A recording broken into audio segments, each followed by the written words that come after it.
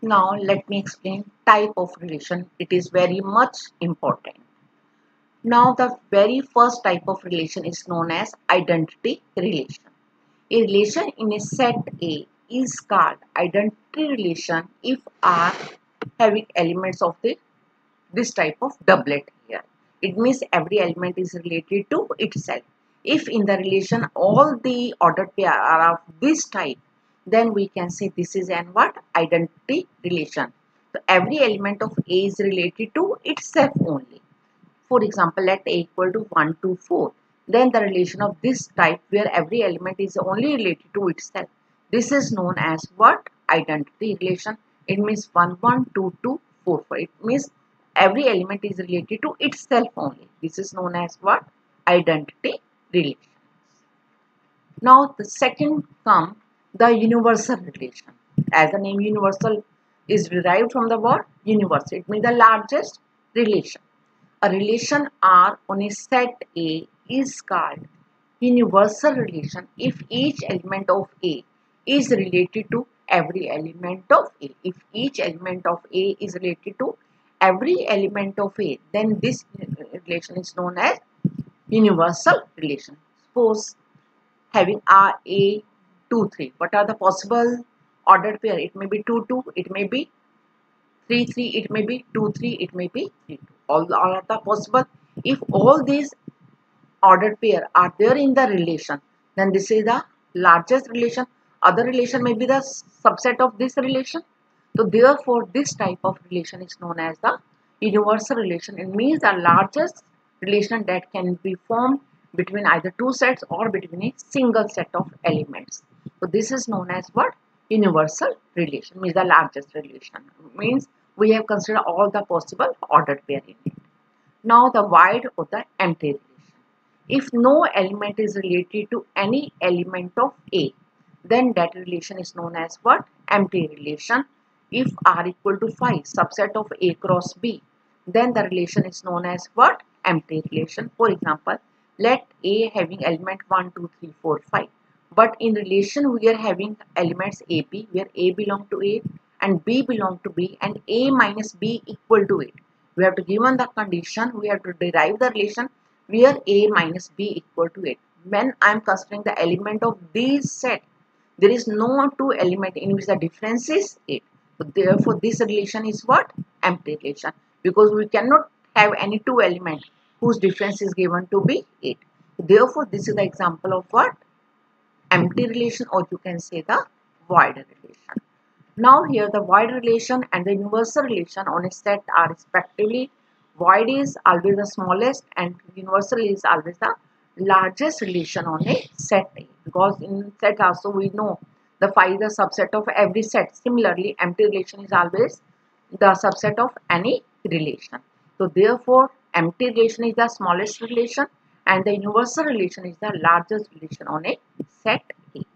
Then comes the inverse relation. This we have also studied in the 11th class. Let R is a relation from A to B. Then the relation from set B to A is called inverse relation and denoted by R inverse. And let us see example. If R having elements 1, 2, 3, 4, 5, 6. Now R inverse, it means 2, 1, 4, 3, 6, 5. So this is known as what? Inverse relation. Now R is a relation from A to B, then R inverse is a relation from B to A. So this is written as R inverse. Having we have to take the inverse of this ordered pair 2, 1, 4, 3, 6, 5. This is known as inverse relation. And in case of inverse relation, the domain of R inverse is equal to range of R and range of R inverse equal to domain of R.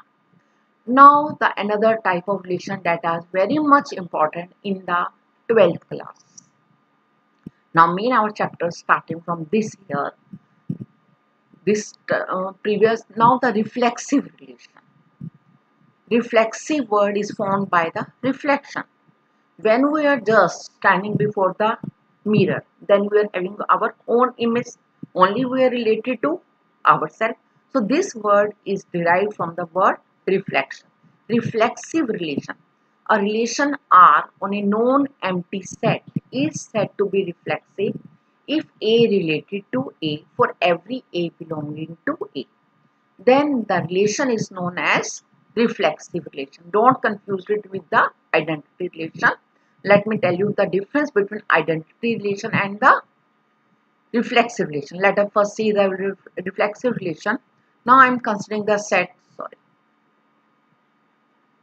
let A having the elements 1, 2, 4. Now I am taking the relation, defining the relation having these ordered pair 1, 1, 2, 2, 1, 4, 2, 4 and 4, 4. I have taken any subset of A cross A. Now here I am considering 1, 1, 2, 2, 1, 4, 2, 4, 4, 4. Every element is related to itself. 1, 1 is related to itself. 2, 2 is related to itself. 4, 4 is related to itself. So this is relation is known as reflexive. If it is the identity relation, then such type of elements are not there. This is the difference between identity relation. Only in that every element is related to itself only. No any other ordered pair is there. But in reflexive relation, the element is related to itself and other ordered pair may be also there. But the condition is that every element must be related to itself, should be there in the relation. So now this relation is known as what?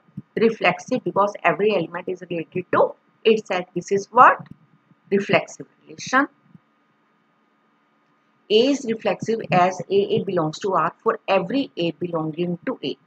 However, let me consider another relation denoted by S. I have taken now these elements 1, 1, 2, 2, 4, 2, 4, 1. But in our set we are having element 1, 2, 4. Now here 4 belongs to A, but 4, 4 is not there. So this relation is not reflexive because every element is not related to itself. However, the first relation is reflexive, whereas this relation is not reflexive because we are not having 4, 4 does not belong to S. So this is about what? Reflexive relation.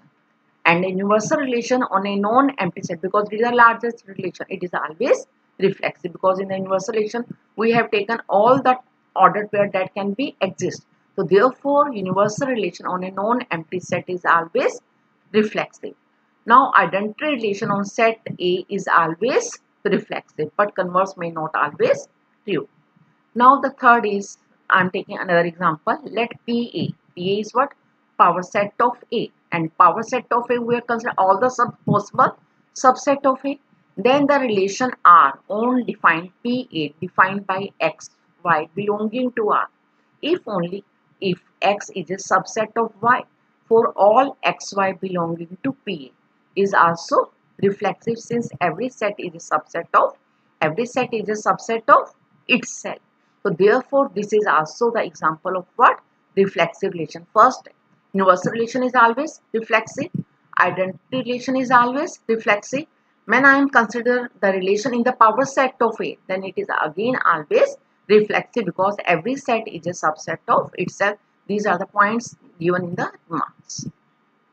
Now the second type of the relation is symmetric relation. As the name indicated, a relation R on a non-empty set A is symmetric if A related to B implies B related to A. For AB belonging to A. Let's see with the help of example. Let A having element 2, 3, 4. Then I have considered this relation having the ordered pair like this 2, 2, 2, 3, 3, 2, 2, 4, 4, 2. These ordered pair are there in R because R is always a subset of A cross A. Now here in this relation I am having element 2 is related with 3, but 3 is also related with 2. So now this relation is what? Symmetric relation. If 2, 3 is there, then 3, 2 is also there. So now this relation is what? Symmetric relation. Similarly 2, 4 is there, 4, 2 is also there. So this relation is what? Symmetric relation. Now I am considering another relation S having these order pair 2, 2, 2, 3, 2, 4, 4, 2, 4, 4. Now here 2, 4 is there, 4, 2 is there. But if 2, 3 is there, 3, 2 is not there. So this relation is not symmetric because here 2, 3 is not having 2, 3. 2 is related with 3, but 3 is not related with 2. This ordered pair is not given in S. So this relation is not symmetric, whereas this relation is, because 2, 3, 3, 2 is there, 2, 4, 4, 2 is there. So this relation is symmetric, whereas this relation is not symmetric relation. This is the meaning of what? Symmetric relation means if A is related with B, then B must be related with A in the ordered pair given in the R. Now comes universal and the identity relation are always symmetric. Now the third type of relation is the transitive relation. Now here a relation R on a known empty set is transitive. If A is related with B, B is related with C implies A is related with C. For example, in general routine, if A is friend of B, B is friend of C, then A and C must be the friend. Same like in the case of here, transitive relation, a relation R on a known empty set A is transitive.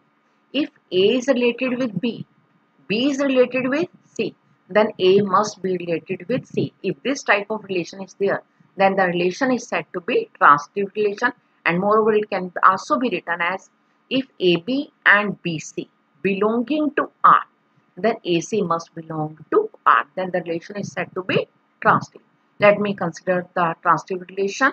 Let A having these element, R is a relation having these type of subset. Now here,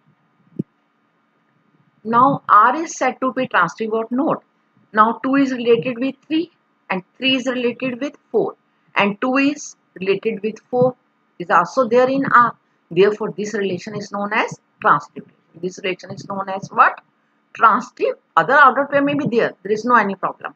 But when I am taking these, 2 is related with 3, 3 is related with 4 and 2, 4 is there. So, this relation is what? Transitive relation. Now, whereas in S, I am taking these ordered pair 1, 2, 1, 1, 1, 2, 2, 3 and 1, 4.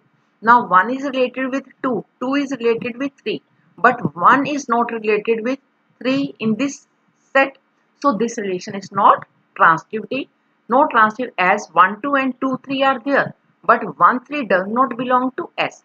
So this relation is known as transitive relation. Now there are three type of relation that is very much important in the 12th class. First is reflexive, second is what? Symmetric, third is transitive relation. The question that we are studying in the exercise are only based upon these three type of relation. First is reflexive, means every element is related to itself. Symmetric relation, if A is related to B, then B must be related to A. Third is the transitive relation. If A is related to B, B is related to C, then A must be related to C.